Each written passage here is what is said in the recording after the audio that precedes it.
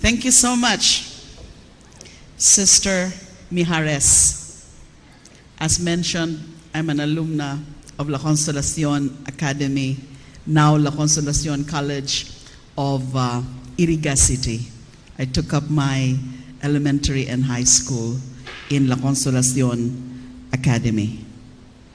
Good afternoon to everyone, to Dr. Jesusa Marco, and thank you for the College of the Holy Spirit in hosting this forum.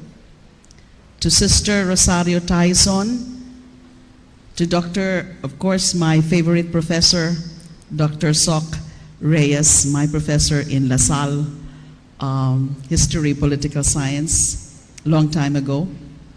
To the missionary sisters, servants of the Holy Spirit, administrators, faculty, staff, and students of the participating schools, the Mendiola Consortium in this afternoon's forum, College of the Holy Spirit, La Consolacion College, San Beda College, Centro Escolar University, and St. Jude College. And of course, I'm a graduate and I'm alumna of the San Beda College of Law, 1985, an alumna of San Beda College of Law, just like you know who, our president. Fellow Bedan, but of course is much senior. First of all, my apologies to everyone. Nagmadali po ako because I could not leave right away the ongoing inquiry into the spate of killings. So there was a resumption of the Senate inquiry. As you know, I filed that resolution calling for Senate inquiry into the spate of extrajudicial killings. And ako po yung nakasalang doon. I was asking a lot of questions doon sa mga resource persons from the PNP. But I was looking at my watch. I was late already, so I had to cut short my questioning to join you here. So again, my apologies. I have not even taken my lunch yet, but I'd rather be here and share my thoughts on very important issues, burning issues in our country. What a year so far for me. What a year. I sometimes want to ask the person beside me to come and pinch me to make sure that I'm awake and not in some overly realistic nightmare. Yun po ang nararamdaman ko for the past few weeks, as if I'm in a nightmare. There's been quite a year, actually, for all of us. I have a list of what I call things I never expected to hear in 2016. And mind you, the list is getting longer. And it's depressingly so. For example, 1 year ago, I would never have expected anyone to say, let alone get away with saying, quote, "My order is shoot to kill you. I don't care about human rights. You better believe me." End of quote. This is from a news item. Okay, we believe you. Now what? How exactly did you expect us to react to that? That oft repeated statement about shoot to kill, kill, kill, kill. Us human rights activists, how do you expect us to react to such statements like that? Myself, as a public official who took an oath to uphold the Constitution, including the provisions promising that the state will respect, promote, uphold, and protect human rights. Did you really believe that we will collectively shrug our shoulders in resignation, fold up our placards, call it a day, and go home upon hearing those? How mentally imbalanced would a person have to be to actually believe that's the natural reaction that such reckless statements would garner? Or maybe it's not a reflection of one's sanity. Marahil, ang tunay na problema ay ang pagkukulang sa katangian ng isang pinuno. The lack of simple foresight, of shooting from the hip, only to end up shooting your own toes off. Tapos sa akin, sa mga obispo, sa UN, at iba pang mga kritiko, siya magagalit? Sige nga, kung ang mga estudyante, kayo po, na mga naririto ngayong araw ay biglang tumayo sa gitna ng klase at nagsabi sa kanilang guro, Sir, aalis na ako, magka-cut class ako today. Sir or ma'am, magka-cut class ako today. How many of you, seriously speaking, would honestly expect their teachers to go and say, sige, Rodi, suportahan ta ka. If you expect people to respect and support you, give us something we can actually respect and support. The Filipino people's blind support for morally reprehensible acts, much less unlawful acts, is not owed to any leader by virtue of their election. Now that the election is over and done with, do you think the balance of powers have changed? No. They are still accountable to you. We, the public officials, especially the elected public officials, including the president, are still accountable to you, not the other way around. Do you think you have surrendered your rights as against a president that you or the majority of the voters voted for? Or a plurality, it's not even the majority, but simply a plurality? No. Why? Because the president, or because no president is above the law, much less above the Constitution. Just as the spring cannot rise higher than its source, a president cannot rise higher than the people. No president, no matter how many people voted for him, is above the people. Kahit Diyos pa ang tingin niya sa sarili niya, siya po ay tao at tao ring haharap sa batas ng tao.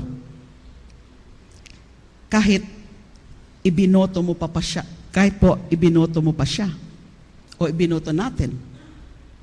You are not expected, nor should you believe yourself to be obligated to defend your elected leaders' behavior after they assume power.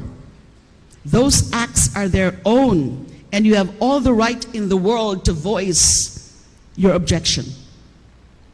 Don't let anyone make you believe that you are complicit with their crimes just because you exercise your right to vote. Huwag ka pong maniwala na ang pagboto mo sa kanya ay lisensya niya para lapastanganin ang inyong mga karapatan at mas lalo na ang pumatay at lumapastangan sa karapatan ng iba sa inyong pangalan. Doon po sa mga bumoto. Sabi nga po ni Attorney Jose Manuel Jocno, Dean Jose Manuel Jocno, Mr. President, do not kill in my name. Not in my name. Can we say it? Not in my name. Please say it. Again, please. Louder, please. Kung talaga pong war on drugs ito, bakit ang mga mahihirap lamang ang namamatay? Samantalang, ang mga convicted o self-confessed na mga drug lords ay naroon sa House of Representatives nakapila para maambunan ng immunity.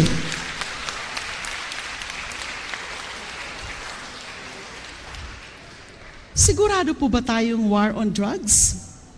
Baka naman ibang problemang panlipunan pala ang sinusolusyonan dyan. Kasi mukhang war on poverty ang totoong nasusolusyonan dahil sa dinami namin ng mga napapatay, ang overwhelming majority of them are the poor. Yung mga nakachinelas, minsan wala pang chinelas, the powerless, the voiceless, the defenseless. Yung walang mga abogado, walang mga security guard, walang mga firearms. I hope they're not attempting to solve the poverty problem by killing the poor, either quickly through your war on drugs or slowly by alienating the investors. There are ways to solve the problem, and quick fixes are just a lazy man's first resort. Hindi masusolusyonan po ang problema kung ang problema ay nasa harapan mo na pero hindi mo pa nakikita. People are saying that the Senate hearings on extrajudicial killings were just a ploy that I was using to undermine the president. That it was a political gambit that had no legislative purpose. They may say what they will, or they want to say. But people have enough discernment would have already realized the biggest part of the problem that allows criminality to abound, and not just the drug trade. One of the first clues is so absurd, it was thought of as funny, but in truth, it is a horrifying glimpse into a reality. Dun po sa pinakaunang hearing, o isa sa mga pinakaunang hearing ng Senate inquiry, nung ako pa po yung chairperson, a high-ranking police officer who appeared before the Senate assured those present that they have filed murder charges against the police personnel involved in a suspected EJK case. I'm referring to that case in Pasay City. Asked why the charges filed were murder, he replied, the police officer replied in open proceedings. Ang sabi po niya, dahil po merong namatay. People laughed, including some senators. But I couldn't let it go. I tried to clarify the question, asking why murder charges were filed and not homicide, when not all cases that involve a person's death is automatically qualified as murder. I think if there are law students here, or even just students of pre-law, you know this. The answers I got just got more confusing when I asked him about that. Scarier, actually, in its reflection of how police officers think when he said, quote, ang instruction ko po sa police ko, doon tayo sa murder case i-file kasi unang-una let them feel that we are not tolerating this case. End of quote. The fact that a high-ranking police officer doesn't know the difference between murder and homicide is not a laughing matter. It is a weeping matter. We have to mourn the fact that the people we entrust your safety and security to are obviously ill-equipped to effectively do so.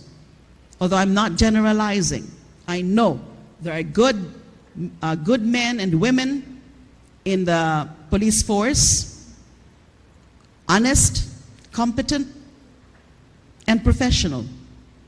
But some of them, they blame the prosecutors and the justice system for the dismissal of drug cases.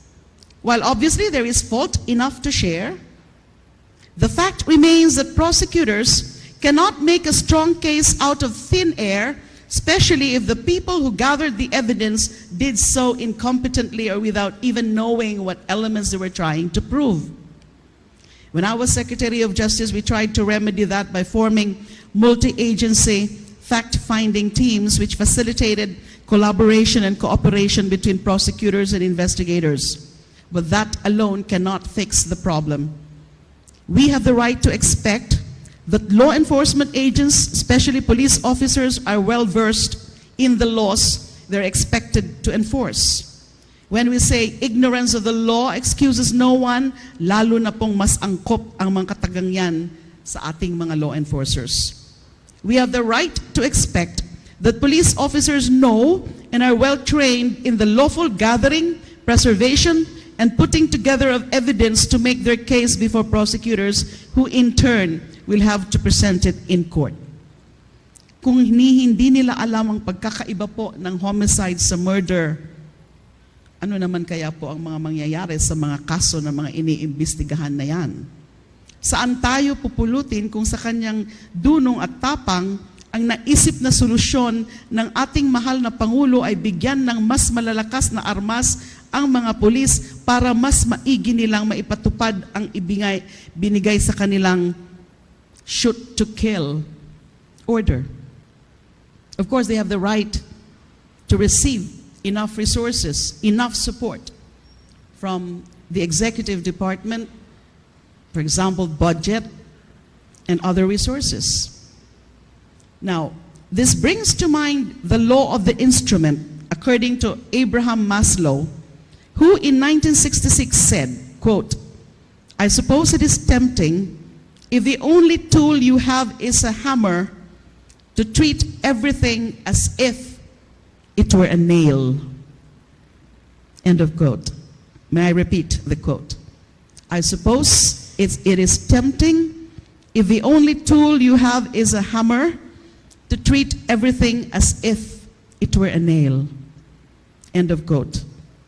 Madali ang solusyon na hindi naman talaga solusyon, ngunit pagtatakip butas lamang. Yun po ang simpleng translation po doon o interpretation. Well, all you have is a gun and no knowledge of the law. All situations is a first-person shooting game situation. Kill or be killed. Pero hindi tayo magpapaloko. Alam natin na katamaran, kakitiran ng pag-iisip at kakulangan ng tamang pag-iisip ang tunay na problema. Ang tanong, ngayong alam na natin ang problema, ano po ang magagawa natin? Ako? Isang babae lamang po ako. A woman who in 2016 came to realize that no good deed goes unpunished. In 2009, as chairperson of the Commission on Human Rights, as mentioned earlier, and as many of you know, I investigated the so-called Davao Death Squad, among other alleged cases of extrajudicial killings reported by then UN Special Rapporteur on Extrajudicial Killings, Philip Alston. From 2010 to 2015, as Secretary of Justice, I tried to discharge my functions with integrity and without fear or favor.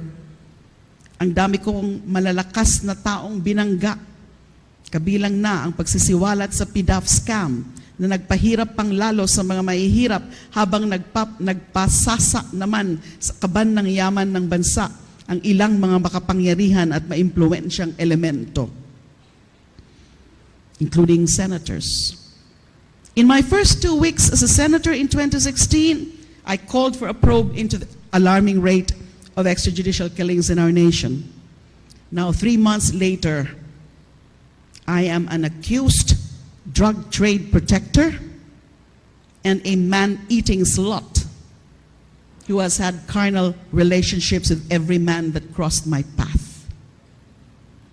Perhaps the worst insult to my character, though, is a suggestion that I was stupid enough to do all sorts of illegal transactions with drug dealers after having pissed off everyone from then Mayor Duterte, former President GMA and her husband and their family, former Senators Enrile, Jinggoy, Estrada, and Revilla, among others, and still did not have enough sense to shut up about EJKs when the President threatened to destroy me politically if I don't.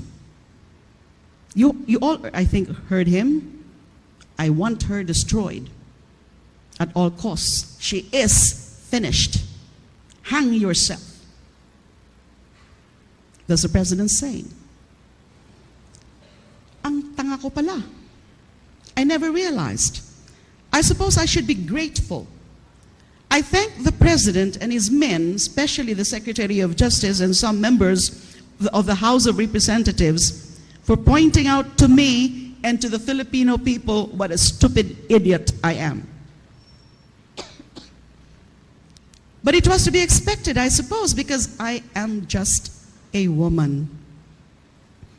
I don't know any better. How could I? I don't have the wisdom and mental agility of my male counterparts. I deserve what is happening to me, and I should do everyone a favor by resigning, and hanging myself. Madness. I call madness on all of that. I refuse to, quote-unquote, drink the Kool-Aid. I stand before you today, my dear students, professors, sisters, a woman under attack, but not beaten, betrayed, but wiser, slut-shamed, but more proud of, and most importantly, even more at peace with my womanhood. Victimized, but an even more determined fighter. I'm here not to call on you to fight for me. While I thank everyone who has expressed their support for me, and there have been many for the past few days on Facebook, via text, and all other medium. And while I thank everyone who has expressed their support for me, especially the women's groups, I know that my battles are my own. I'm here to ask you to fight the greatest fight of our nation. The greatest fight our nation has faced since the People Power Revolution in 1986. But it is not a fight against the president, not a fight against his men, but a fight that will be fought, to paraphrase one song, behind our face and above our throat. The battlefield is actually the Filipino people's minds. Social media has been weaponized by their own admission. Humor has been weaponized by turning serious issues like rape and other women's issues into laughing matters.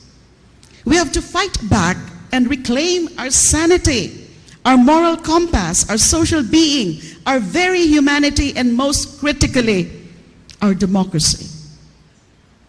We start by knowing what we are fighting against. What are we fighting against? I say, it's alienation and dehumanization. The greatest weapon of a dictatorship is the creation of a faceless, dehumanized source of fear.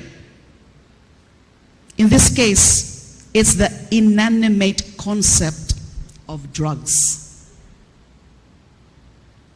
So they declared a war on drugs. That's fine, that's good. We all applaud that. We all agree. We should end the drug menace.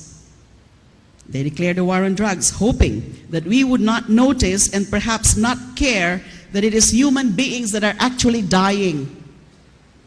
Hoping that, as the Queen song goes, the rock band, the Queen, we would all accept, or the rock star Queen, we would all accept that poor boys from poor families whom nobody loves die all the time. And that's okay. That's acceptable. Some of them are not even connected with the drug trade, but were merely collateral damage that they hope we can just shrug off as a necessary evil. Well, I'm sorry, but I reject that. Not in my name. If we're going to kill people, we better know who we are killing. We better know who we are killing. We better know why we are killing them. We better know that they do deserve to die. We better know that we are morally without a reason to doubt their guilt. It better be with due process under laws that authorize the death penalty, if ever there would be such laws. Why? Because as the current state of affairs stand, it's imperative if our police officers can't even be trusted to tell the difference between homicide and murder. It's a fight worth fighting, no doubt about that. But I have said, no good deed goes unpunished. If you join this fight, expect to be delimayad. Madedelima ka. Yes, it's a verb now. Saw it on Facebook. Which means being on the receiving end of a demolition job for daring to exercise your rights, including political rights. Are you brave enough?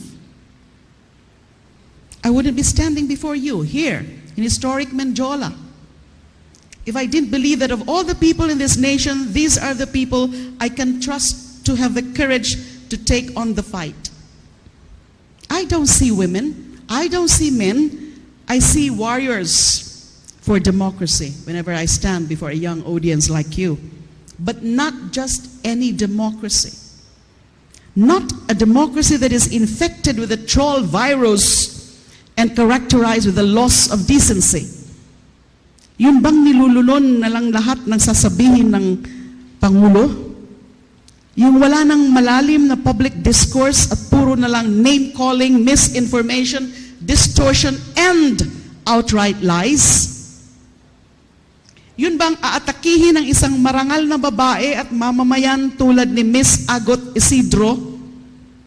Not by engaging her in the soundness of her arguments, but by attacking her person, her womanhood, and her inability to conceive, and thus attempting to use her pain to shut her out of the public discourse. I reject that democracy, that kind of a democracy. For I know how it is to be victimized by that brand of so-called democracy exercised by these trolls. Hindi tatsulok na demokrasya kung saan ang mamamayan ay nasa baba at sila ang nasa tuktok. Ika nga ng grupong Buklod at ni Bamboo. I don't know whether you know their songs. Nakakapangilabot pakinggan ng mga letra ng kantang yon dahil parang isinulat lamang kahapon kung gaano napapanahon ang mensahe nito. May I just quote some portions. Totoy, bilisan mo ang takbo. Totoy, makinig ka. Huwag kang magpagabi, baka mapagkamalan ka't humandusay dyan sa tabi. Hindi pulat, dilaw, tunay na magkalaban, ang kulay at tatak ay di siyang dahilan hanggat marami ang lugmok sa kahirapan at ang hustisya ay para lamang sa mayaman habang may tatsulok at sila ang nasa tuktok, di matatapos itong gulo. It's from Buklod and Bamboo. Kung ako ang pipiliin ng sisimbolo sa demokrasya na dapat nating atimin, hindi ko pipiliin ang tatsulok, baliktad man o hindi. Hindi rin ang parihaba. Medyo mga malalalim na po itong Tagalog, Bicolana po ako. Nung una, hindi ko po naintindihan ito. Hindi rin ang parihaba dahil di nito na isa sa larawan ang pagkakapantay-pantay ng lahat. Hindi rin parisukat or parisukat or any other shape that has opposing ideas. I prefer the shape of circle, for it evokes unity, a wholeness of being on different points on the perimeter, but still being on the same side, of being equals and still allies even when we disagree from time to time. After 3 months of serving in the Senate, in the first 3 months of my political career ever, although I still refuse to consider myself as a politician, I realize that it is imperative that we forget about taking sides in the sense of treating those who disagree with us as enemies. Ganun kasi ang tingin nila sa akin. Enemy daw po ako ng administrasyon na ito. It's wrong to think that just because we object, I object to EJ case, we do not support the fight against illegal drugs. We are just asking that the method match the beneficence of the intent, without the hypocrisy of doing things for the people, while at the same time turning a blind eye to the slaughter of those same people. As my colleague, Senator Tito Soto himself exhibited last Tuesday, when he delivered a privileged speech, when he not only suggested simple solutions to the drug problem in the Bilibid that does not entail mass extermination that I can agree with and support, he also manifested the possibility that he has changed his heart and might vote against the revival of the death penalty, because I definitely am against the reimposition of death penalty in the same manner that I am totally against EJ case. In this spirit, I ask that we all leave behind the toxicity of attacking one another every time we disagree. We as humans may technically be animals, but we are not unthinking beasts. We are sentient. We hear, we see, we sense. We are people, not feral animals. We are capable of trying to understand one another without destroying each other. Let that be the democracy we fight for. A democracy that supports human rights. A democracy that rejects extrajudicial killings, whether or not targeted at those conveniently and readily labeled as drug suspects. A democracy that rejects misogyny, misandry, other forms of sexism and gender bias or intolerance. A democracy that is capable of transforming criticism into progress instead of seeds of discord. A democracy that is capable of building friendships without having to destroy old ones. A democracy that we can support. One that we can readily say, wholeheartedly and happily, suportahan taka. A democracy that we can proudly sign in our name. Maraming salamat po sa inyo lahat.